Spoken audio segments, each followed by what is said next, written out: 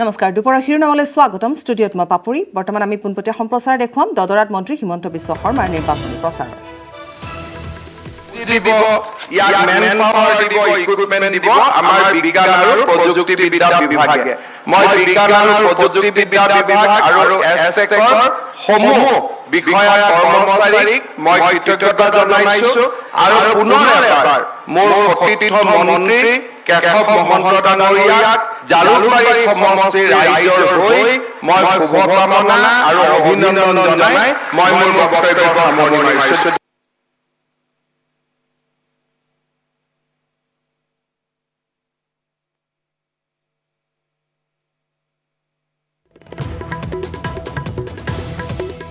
উপস্থিত হয় আৰু যেহেতু মন্ত্ৰীগৰাকীয়ে নিৰ্বাচনী প্ৰচাৰে এক প্ৰকাৰ আৰম্ভ কৰে বুলিয়ে এক প্ৰকাৰ ক'ব পাৰি আজি প্ৰথম অৱস্থাত যেহেতু আমি কৈ গৈছিলোঁ যে দদৰাত উপস্থিত হৈছে মন্ত্ৰী ডক্টৰ হিমন্ত বিশ্ব শৰ্মা আৰু দদৰাত উপস্থিত হৈ এক প্ৰকাৰ নিৰ্বাচনী প্ৰচাৰে চলাইছে মন্ত্ৰীগৰাকীয়ে আৰু কি কি তেওঁ ঘোষণা কৰিছে নতুনকৈ সেয়া আমি দেখুৱাম।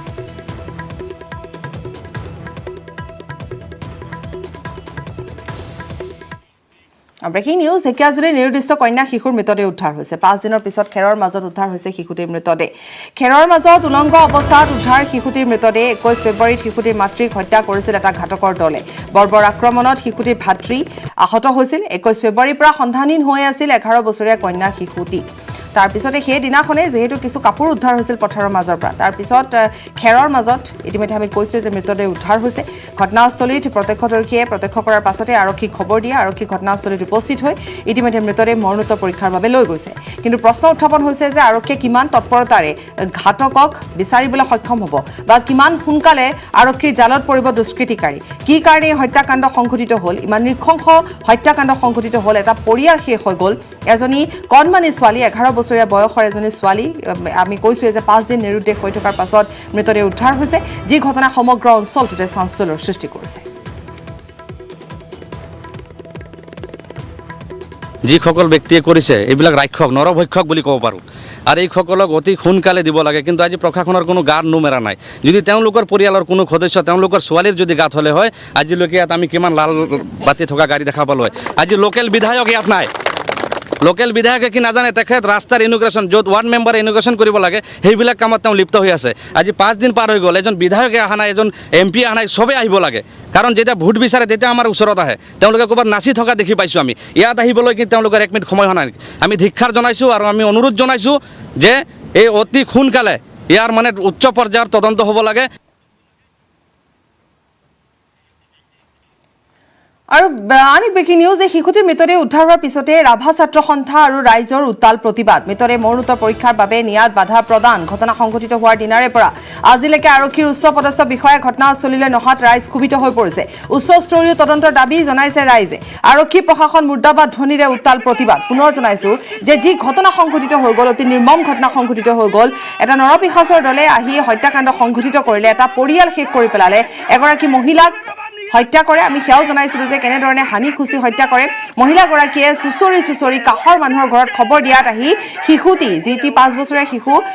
সেই পুত্ৰ সন্তানটিক উদ্ধাৰ কৰে যদিও আঘাতপ্ৰাপ্ত অৱস্থাত আছিল কিন্তু সেই সময় চোৱাৰ পৰা অৰ্থাৎ 5 দিন ধৰি নিৰুদ্দেশ হৈ আছিল 11 বছৰীয়া কন্যা সন্তানটি যাৰ মৃতদেহ আজি খেৰৰ মাজত উদ্ধাৰ হয় তাৰ পাছতো জানিব পৰা অনুসৰি আৰক্ষীয়ে কোনো ধৰণৰ তৎপৰতাৰে এই কাম সম্পন্ন নাই কৰা জালত আজিলৈকে 5 দিন ধৰি আৰক্ষীয়ে জালত পেলাবলৈ সক্ষম হোৱা নাই দুষ্কৃতিকাৰী আৰু আজি এই কণমানি শিশুটিৰ মৃতদেহ উদ্ধাৰ হোৱাৰ পিছতে ৰাভা ছাত্ৰ সন্থা আৰু ৰাইজে উত্তাল প্ৰতিবাদ সাব্যস্ত কৰে মৃতদেহ মৰণোত্তৰ পৰীক্ষাৰ বাবে নিয়াত বাধা প্ৰদান কৰে ঘটনা সংঘটিত হোৱাৰ দিনাৰ পৰা আজিলৈকে আৰক্ষী উচ্চপদস্থ বিষয়া ঘটনাস্থলীলৈ নহাত ৰাইজ ক্ষোভিত হৈ পৰে উচ্চস্তৰীয় তদন্তৰ দাবী জনাইছে ৰাইজে আৰক্ষী প্ৰশাসন মুৰ্দাবাদ ধ্বনিৰে উত্তাল প্ৰতিবাদ সাব্যস্ত কৰিছে।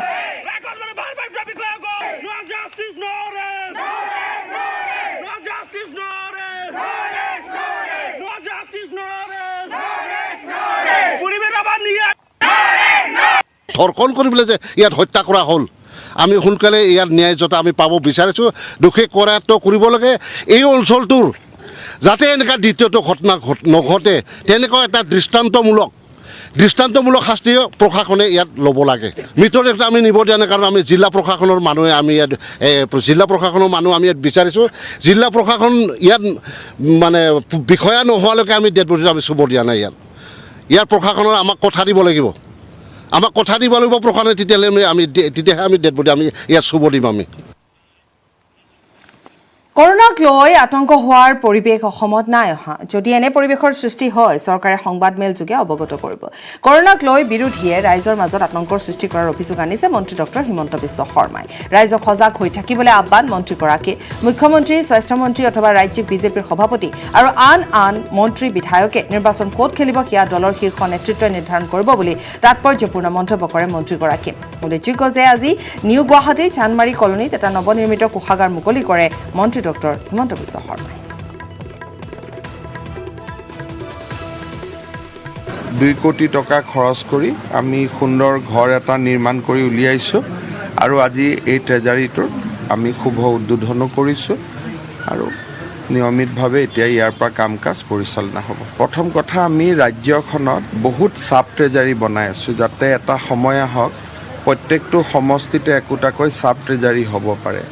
আৰু ডিষ্ট্ৰিক্ট ট্ৰেজাৰীবিলাকো আমি নতুনকৈ ঠিক ঠাক কৰি আছোঁ মই ভাবোঁ যে কোভিডক লৈ চিন্তাটো আজিৰ দিনটোত যথেষ্ট মানে যি ধৰণে গুৱাহাটীত প্ৰচাৰ হৈ আছে একাংশ মানুহৰ মাজত কোভিড পৰিৱেশ তেনেকুৱা হোৱা নাই পৰহি দিনাখন গুৱাহাটীত কোভিড 7টা আছিলে যোৱাকালি 7টা গোটেই অসমত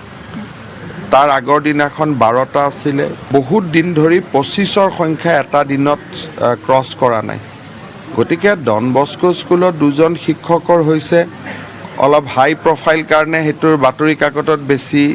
বা মিডিয়া বা সোশ্যাল মাধ্যমত আলাপ আলোচনা হৈছে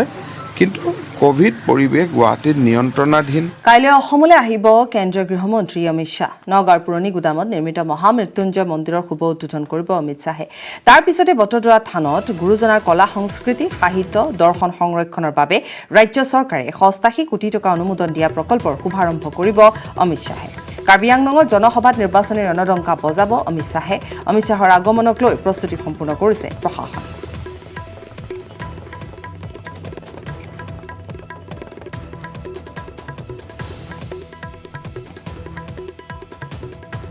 কাৰ্যসূচী যেহেতু আছে আমি জনাই গৈছোঁ যে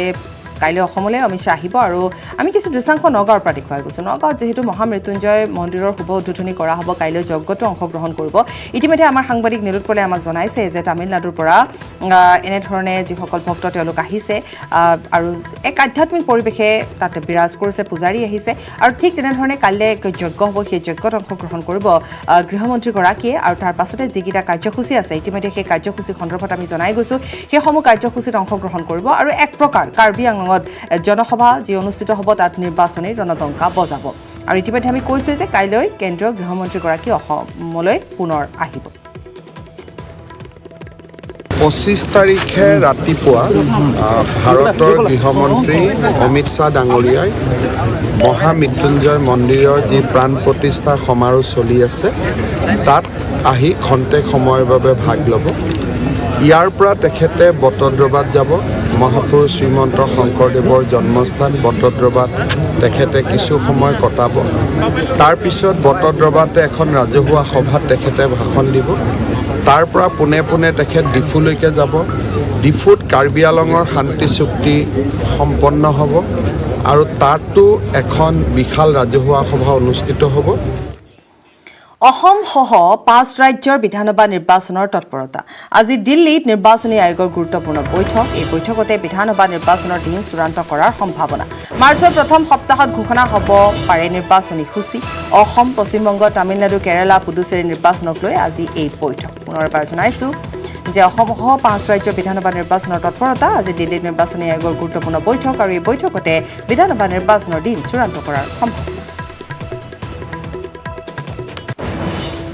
প্ৰাৰ্থীক নিৰ্বাচিত কৰিব নোৱাৰিলে ভোটাৰৰ কথা বেয়া কৰাৰ হুংকাৰ দিলে ৰমাকান্ত দেউৰী এবাৰ বিজেপিয়ে গছৰ মুঢ়া বাঁহৰ মুঢ়াক টিকট দিলেও জিকাব লাগিব বিজেপিৰ ৰাজ্যিক সভাপতি ৰঞ্জিত কুমাৰ দাসৰ সন্মুখত এই হুংকাৰ ৰমাকান্ত দেউৰী মৰিগাঁও জিলাৰ 3টা সমষ্টিতে বহুতে টিকট বিচাৰিছে কিন্তু দলে এজনকহে দিব সি গছৰ মুঢ়াই হওক বা বাঁহৰ মুঢ়াই হওক তেওঁক কিন্তু জিকাই আনিবই লাগিব টিকট নোপোৱাসকলে এবাৰ বিৰোধ কৰি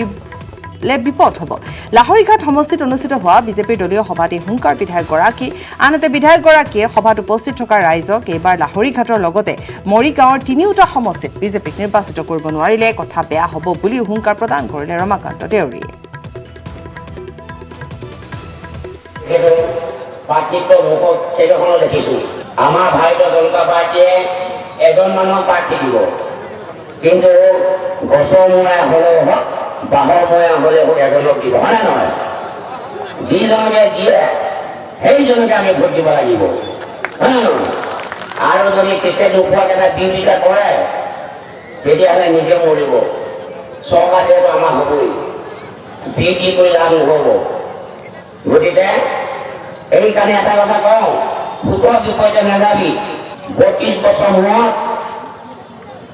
এইবাৰ ফিল আপ কেছ, এইবাৰ মৰিগাঁও জিলা 3টা সমষ্টিত আমি 3টাই জিকাম বুলি অংগীকাৰ কৰিব লাগিব। আমাৰ জোতাটো জিকা নিশ্চিত। স্বয়ং সভাপতি মহোদয় বহি আছে, ইয়াত যদি আপোনালোকে লাজ দিয়ে জিকিম বুলি কয়, লাষ্টত হাৰি থাকিলে কিন্তু কথা বেয়া হ'ব। মই কৰিছোঁ, আপোনালোকে কিন্তু মোৰ ওচৰত যাব নোৱাৰিব। তেতিয়া ক'ব নোৱাৰিব যে আকৌ আমাৰ দৰ্খাস্তখন লেট বুলি ক'ব নোৱাৰিব, তেতিয়া কিন্তু যাব লাগিব। নুমলীগড়ৰ ফুলবাৰীত বন্যহস্তীৰ উপদ্ৰৱ। নিশা বন্যহস্তীয়ে ভাঙিলে কেইবাটাও বাসগৃহ। বন্যহস্তীয়ে ভাঙি তহিলং কৰিলে এখন দোকান। দীৰ্ঘদিন ধৰি অঞ্চলটোত বন্যহস্তীয়ে চলাইছে ত্ৰাস। পুনৰবাৰ জনাইছোঁ, আমি দেখুৱাই গৈছোঁ, এয়া বন্যহস্তীয়ে ভাঙি তহিলং কৰিলে দোকান আৰু পূৰ্বতে বাসগৃহ ভাঙি তহিলং কৰিছে। দীৰ্ঘদিন ধৰি এই অঞ্চলটোত বন্যহস্তীয়ে সন্ত্ৰাস চলাই আহিছে। নিশা হ'লে হাতীয়ে ভাঙে কেইবাটাও বাসগৃহ। আমি দেখুৱাই গৈছোঁ আৰু ৰাইজৰ মাজত এক আতংকময় পৰিৱেশৰ বিৰাজ কৰিছে, সৃষ্টি কৰিছে। এটা বৃহৎ হাতীৰ জাক নুমলীগড়ৰ ফুলবাৰীৰ দৃশ্য দেখুৱাইছোঁ। নুমলীগড়ৰ বিভিন্ন প্ৰান্তত দেখিবলৈ পোৱা যায় যে হাতীৰ জাকে প্ৰায়ে অৱস্থান কৰে। প্ৰায়ে এক উজাগৰি নিশা কটাবলগীয়া হয় ৰাইজে। ঘৰ দুৱাৰ ভাঙি তহিলং কৰে, খেতি বাতি খাই বিনষ্ট কৰে। কিন্তু তাৰপিছতো আচলতে কোনো ধৰণৰ ব্যৱস্থা ল'বলৈ সক্ষম হোৱা নাই বন বিভাগ। হাতীৰ বৃহৎ জাকে অৱস্থান কৰি থাকে। ৰাইজে হাতী খেদিবলৈ চেষ্টা কৰে, কিন্তু তাৰ মাজতে হাতীয়েও আক্ৰমণ কৰে। আৰু এই আমি দেখুৱাইছোঁ এটা দোকান গৃহ ভাঙি পেলাইছে হাতীয়ে, কেইবাটাও বাসগৃহ ভাঙি পেলাইছে হাতীয়ে। বন্যহস্তীয়ে ভাঙি তহিলং কৰিছে বাসগৃহ, দোকান। দীৰ্ঘদিন ধৰি অঞ্চলটোত বন্যহস্তীয়ে সন্ত্ৰাস চলাই আহিছে। 2টা বজাৰ সময়ত আহিছিলে, আমি গমে নাপাওঁ সোনকালে, কেতিয়াবা আহি যেন ভাঙিলে। তাৰপিছত ভাং বাজিছে, তেতিয়া উঠি চাইছোঁ ফটকটো উলিয়াব নোৱাৰি। তাৰপিছত লাহে আৰু এইফালে পৰা তছবিলাক লৈ আহিলে, সেইখিনি সোমালে, সেইখিনি ভাঙি এইফালে দি এনেকুৱা দি ওলাই দিলে। কেনেকুৱা ধৰণৰ আহিলে এইফালৰ পৰা আমি গম নাপাওঁ, আমিতো শুই আছিলোঁ, আমিতো গম নাপাওঁ। নাতি কিনি লৈ পলাইছিলোঁ। এটা কেনেকুৱা ধৰণৰ আহিলে, আমাৰ মতা মানুহটো খুব চিঞৰিছে। সোণাৰী চাহ বাগিচাৰ কৰ্মচাৰীৰ তীব্ৰ প্ৰতিবাদ। চৰাইদেউ জিলাৰ সোণাৰীৰ সাপে খাটিৰ ঘোঁৰাজান চাহ বাগিচাত তীব্ৰ প্ৰতিবাদ চাহ শ্ৰমিকৰ দৈনিক মজুৰি 351 টকালৈ বৃদ্ধি কৰাৰ লগতে শ্ৰমিকৰ 11 দফীয়া দাবী পূৰণ কৰাৰ দাবীত সাব্যস্ত কৰে এই প্ৰতিবাদ। অসম চাহ মজদুৰ সংঘৰ উদ্যোগত বাগিচাখনৰ শতাধিক শ্ৰমিকে বাগিচাৰ সন্মুখত সাব্যস্ত কৰে প্ৰতিবাদ। আমি দেখুৱাই গৈছোঁ সোণাৰীত চাহ বাগিচাৰ কৰ্মচাৰীৰ তীব্ৰ প্ৰতিবাদ। চৰাইদেউ জিলাৰ সোণাৰীৰ সাপে খাটিৰ ঘোঁৰাজান চাহ বাগিচাত তীব্ৰ প্ৰতিবাদ সাব্যস্ত কৰিছে চাহ শ্ৰমিকসকলে। শ্ৰমিকৰ দৈনিক মজুৰি 351 টকালৈ বৃদ্ধি কৰাৰ লগতে শ্ৰমিকৰ 11 দফীয়া দাবী পূৰণ কৰাৰ দাবীত সাব্যস্ত কৰিছে প্ৰতিবাদ। অসম চাহ মজদুৰ সংঘৰ উদ্যোগত বাগিচাখনৰ শতাধিক শ্ৰমিকে বাগিচাৰ সন্মুখত প্ৰতিবাদ সাব্যস্ত কৰে।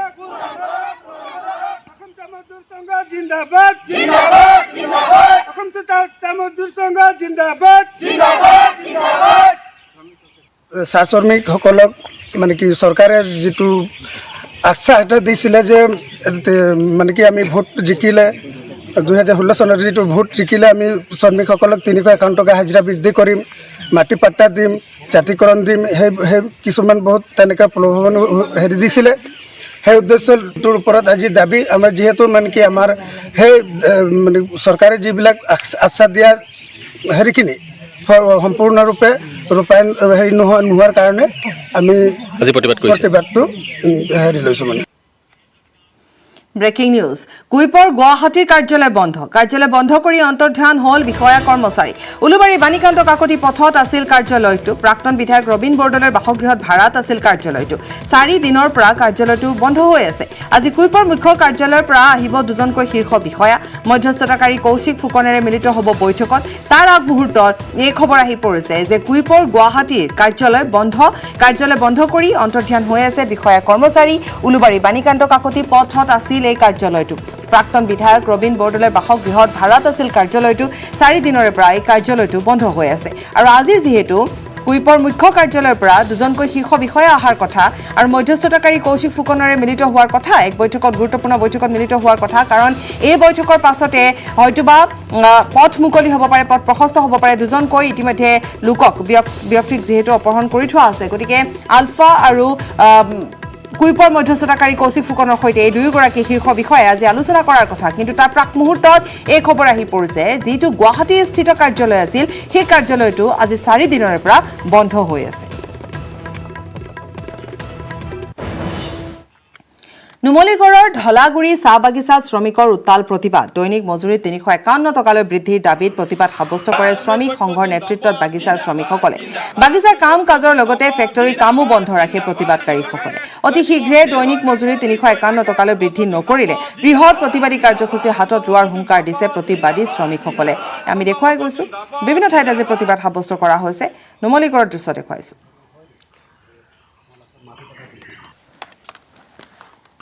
আজি চৰকাৰে যে 2016 চনত কৈছিলে যে শ্ৰমিকৰ 351 টকা দিম বুলি কৈছিলে 100 দিনৰ ভিতৰত কিন্তু আজি পৰ্যন্ত তেওঁলোকে সক্ষম হ'ব নোৱাৰিলে আজি শ্ৰমিকৰ ভূমি পট্টা দিম বুলি কৈছিলে আৰু জাতিকৰণ কৰিম বুলি কৈছিলে কিন্তু আজিলৈকে দিয়া নাই এতিয়া যিখন সিদ্ধান্ত হ'ল 351 টকাৰ পৰা 50 টকাহে চৰকাৰে বঢ়ালে কিন্তু চন্দ্ৰমোহন পাটোৱাৰী ডাঙৰীয়াই এইটো নকলে যে শ্ৰমিকে আজি 3 বছৰ দিন 2 বছৰ 2018 পৰা আজি 2021 সোমালে কিন্তু আজিলৈকে আমাৰ শ্ৰমিকৰ যি এৰিয়া পইচা পাবলৈছে এৰিয়া পইচাৰ কথা একো নকলে নাজিৰাৰ মেকিপুৰ চাহ বাগিচা চাহ শ্ৰমিকৰ প্ৰতিবাদ অসম চাহ মজদুৰ সংঘৰ উদ্যোগত পুৱাই নাজিৰা মেকিপুৰ চাহ বাগিচাৰ সন্মুখত শতাধিক চাহ শ্ৰমিকে প্ৰতিবাদী কাৰ্যসূচী ৰূপায়ণ কৰে এই প্ৰতিবাদী কাৰ্যসূচীত মেকিপুৰ চাহ বাগিচাৰ শ্ৰমিকসকলে অংশগ্ৰহণ কৰে অসমৰ চাহ জনজাতিসকলক জনজাতিকৰণ কৰা চাহ শ্ৰমিকৰ দৈনিক মজুৰি 351 টকালৈ বৃদ্ধি কৰাৰ লগতে মুঠ 11 দফীয়া দাবীৰে অসম চাহ মজদুৰ সংঘই নাজিৰা মেকিপুৰ চাহ বাগিচাৰ সন্মুখত ধৰ্মঘট কাৰ্যসূচী ৰূপায়ণ কৰে আগবঢ়াইছো নবুল কোঁৱৰৰ প্ৰতিবেদন হয় মই বৰ্তমান উপস্থিত আছোঁ শিৱসাগৰ জিলাৰ নাজিৰা মেকিপুৰ চাহ বাগিচাত আৰু দেখা গৈছে যে ইয়াৰ যিসকল চাহ শ্ৰমিক আছে তেওঁলোকে আচলতে দৈনিক মজুৰি 351 টকালৈ বৃদ্ধি কৰাৰ দাবীত তেওঁলোকে আজি প্ৰতিবাদ সাব্যস্ত কৰিছে আৰু দেখিছে আপোনালোকে যিসকল বাগিচাখনৰ শ্ৰমিকসকল আছে তেওঁলোকে ইয়ালৈ আজি পুৱাই প্ৰতিবাদ কৰিবলৈ ওলাই আহিছে আৰু তেওঁলোকৰ পৰা আমি জানিবলৈ চেষ্টা কৰিম তেওঁলোকে আচলতে কি কাৰণে আজি এই প্ৰতিবাদ সাব্যস্ত